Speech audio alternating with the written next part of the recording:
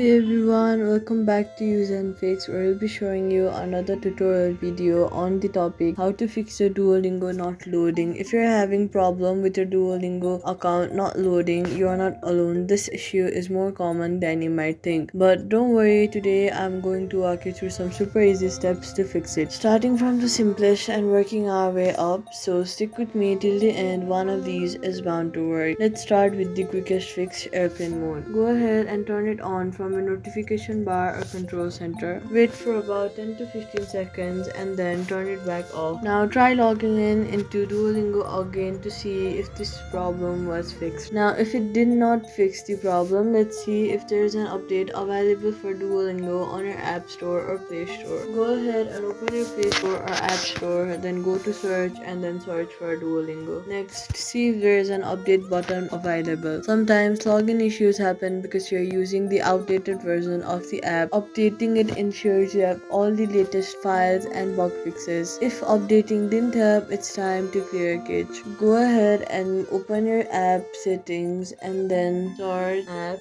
Then scroll down until you see the option of Duolingo. Then scroll down and click on the option of storage. And now in the bottom right of your phone, you'll see the option of clear cache. So hit on the option of clear cache. This clears out all the old data that might be causing issues. Now if you're on iPhone, the closest solution is deleting and reinstalling the app, which we'll get into in a second. And if none of that helped, go ahead and delete the app Duolingo from your phone and then reinstall it with all the latest files and settings. In many cases, this is the final fix that solves stubborn problems like your app not loading and more. And there you go. One of these methods should have helped you get back into your Duolingo account. If it did, let me know in the comments and give this video a thumbs up to help others too. And hey, if you like simple tech fixes like this, consider subscribing for more. Thank you so much for watching and I'll see you in the next one.